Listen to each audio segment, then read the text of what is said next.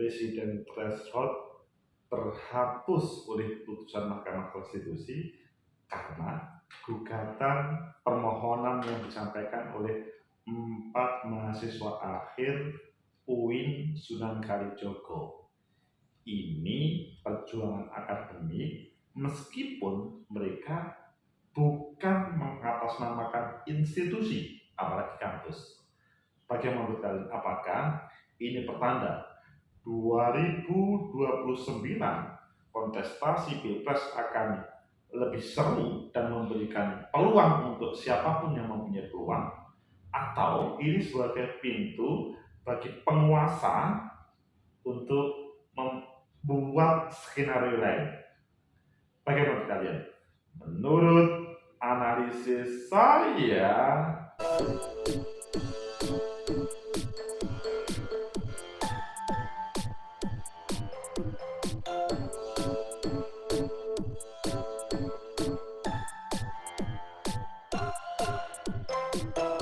Assalamualaikum warahmatullahi wabarakatuh. Salam sejahtera untuk kita semua. Pecinta masa depan negeri, tegakkan kebenaran, lawan ketidakadilan.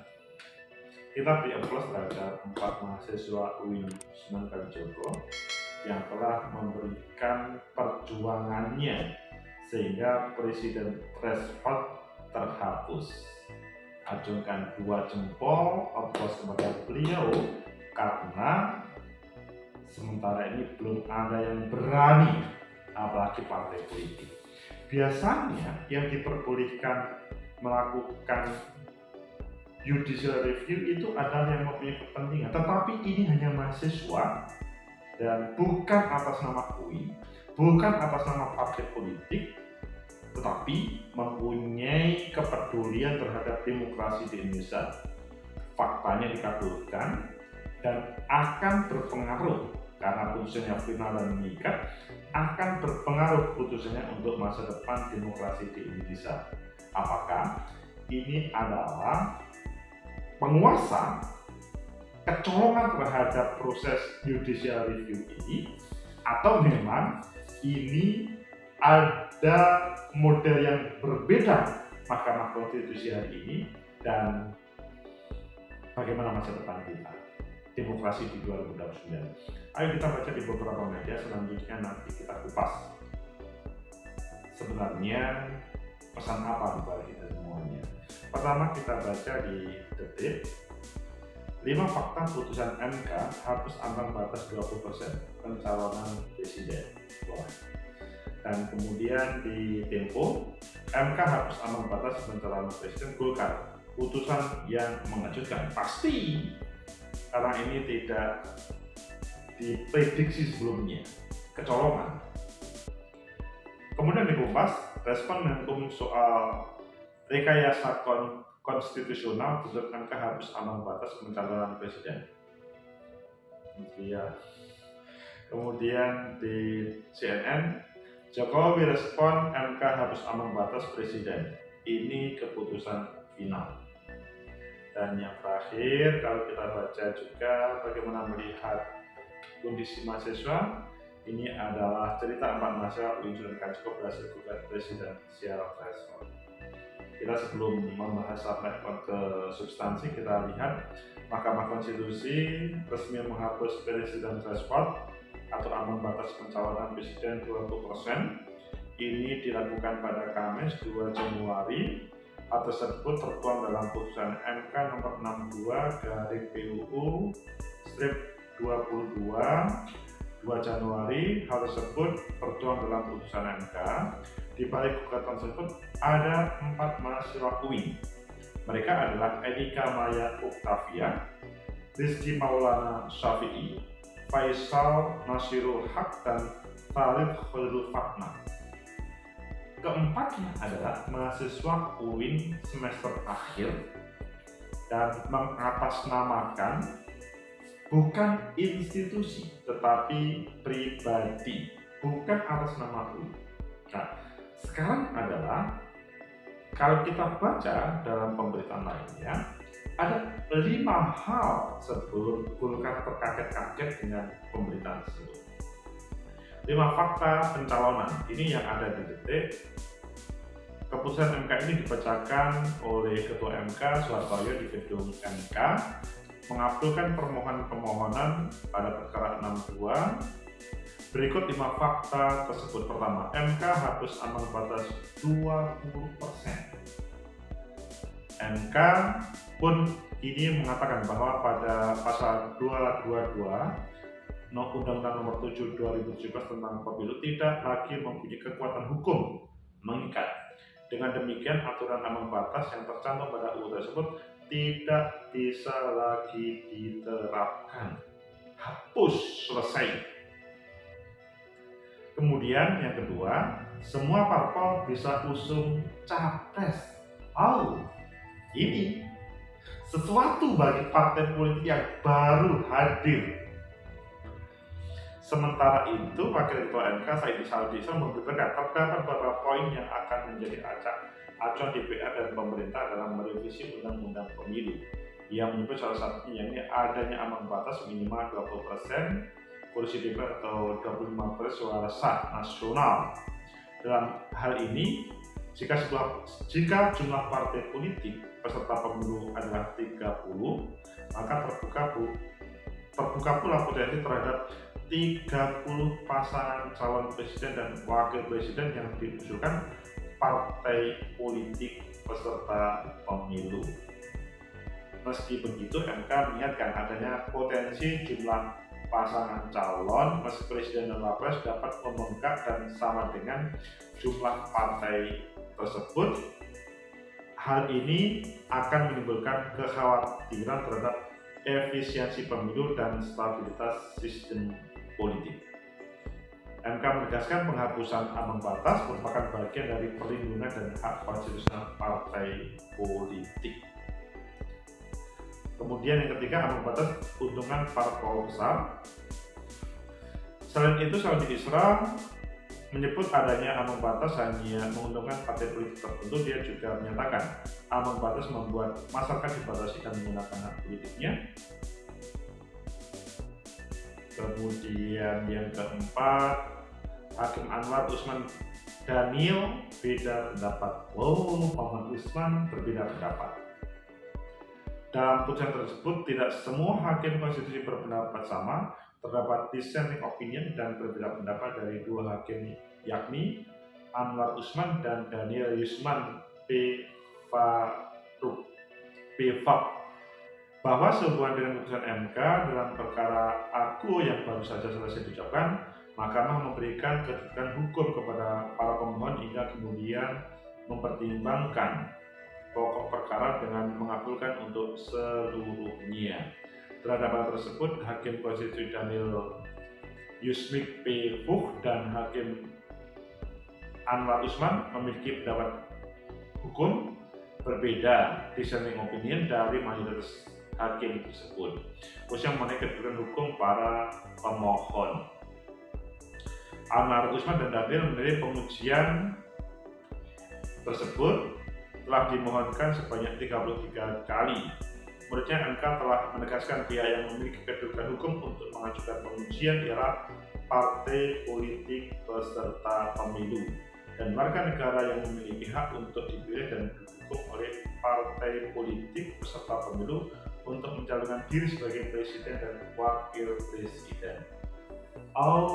Di situ yang berhak. Anwar Usman dan Daniel berbeda pandangan. Untuk menentukan pemohon memiliki kedudukan hukum atau tidak, pemohon harus menjelaskan kualifikasi dan kerugian konstitusional yang dialami oleh berlakunya suatu undang-undang. Komisi 2 DPR hormati putusan MK. Ketua Komisi 2 DPR Rifki Nizami Karisayuda turut mengomentari putusan MK berkaitan dengan ambang batas pencalonan presiden. Dia menegaskan pihaknya menghormati putusan MK tersebut. Dan selanjutnya, pecinta masa depan negeri, tegakkan kebenaran alam dan yang terjadi dengan putusan Mahkamah Konstitusi yang membuat geger perpolitikan yang ada di negeri ini. Sampai dalam bahasanya di Tempo, Golkar putusan yang mengejutkan, tentunya tidak hanya Golkar, semuanya. Bagaimana kalian? Apakah ini akan bisa dilanjutkan dan kemudian bagaimana masa depan? Menurut analisis saya, pertama, bahwa putusan Mahkamah Konstitusi itu final and binding, final dan mengikat, maka pasti akan diterima oleh semuanya. Ada 2 hakim MK yang dissenting opinion, berbeda pendapat dibanding dengan 7 hakim lainnya. Kalau menurut saya, berbeda pendapat itu pun, bahkan hampir semua putusan MK itu tidak ada yang full, pasti hampir dipastikan ada dissenting opinion. Dan pada kesempatan ini Anwar Usman dan satunya itu dissenting opinion dan itu sah. Ada putusan-putusan Mahkamah Konstitusi seperti ini menurut saya ya sah, final and binding. Jadi seandainya ada yang mempermasalahkan, maka ya mungkin tidak ada jalur lain kecuali menerima, karena perintah dari undang-undang. Mungkin akan ada pendapat, ini kan seharusnya ditolak oleh MK karena pemohon bukan pengurus partai, bukan utusan partai, bukan atas nama partai. Hak konstitusional apa? Nah, dinas selanjutnya hakim semuanya itu mempunyai sikap terhadap pemohon ini. Sangat mungkin pandangannya adalah yang 4 pengadu itu merasa hak konstitusionalnya tercederai karena ada keterbatasan calon. Mereka mempunyai calon yang tidak bisa tampil misalkan. Itu boleh saja. Sehingga putusan MK ini adalah final and binding seperti yang disampaikan oleh Pak Jokowi juga, ini final dan mengikat. Semoga buat dramaturg kita bisa sekaligus. Kemudian yang kedua, apakah ini akan berlaku? Kalau menurut saya, ya pasti berlaku. Hanya tinggal bagaimana hal ini dijalankan untuk persiapan 2029 nanti. Dipastikan bahwa pihak-pihak yang berhubungan dengan ini akan melanjutkan apakah menjadi sebuah produk dari undang-undang atau peraturan pemerintah atau peraturan KPU.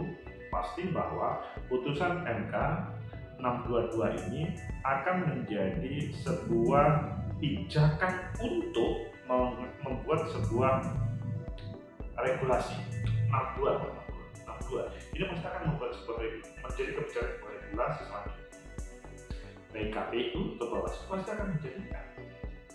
Jadi ya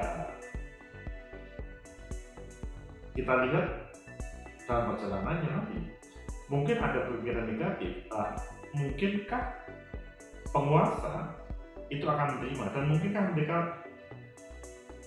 tidak membuat atau mungkinkah mereka membuat undang-undang baru yang selanjutnya berbeda dengan putusan MK.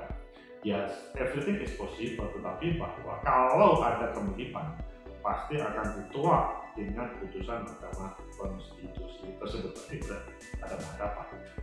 Kemudian yang ketiga, bagaimana dengan Pilpres 2029? Kalau menurut saya, yang akan semakin meriah. Di situ akan terlihat bahwa siapa yang pantas mencalonkan dan siapa yang tidak. Siapa yang akan dipilih rakyat dan siapa yang tidak. Mereka yang dipilih adalah orang-orang yang memang mempunyai kualitas dan kapasitas, tidak hanya didukung partai politik atau gabungan partai politik, tetapi adalah demi kepentingan bangsa dan negara. Kalau temanya adalah mereka bersembunyi di belakang partai politik besar atau gabungan partai politik besar, maka hal ini tidak bisa menjamin terhadap dia keterpilihan seorang calon atau tidak selama yang bersangkutan tidak memiliki kapasitas. Tentunya kalau dia didukung oleh partai politik atau gabungan partai politik yang besar, pasti potensi itu menang itu besar. Syaratnya adalah dia mempunyai kapasitas, mampu meyakinkan kepada masyarakat ataupun pemilih. Tetapi mereka yang tidak mempunyai partai politik besar ataupun gabungan partai politik besar, maka juga bisa menjadi calon. Apakah bisa terpilih? Sangat mungkin kalau beliau mampu meyakinkan Indonesia akan lebih baik.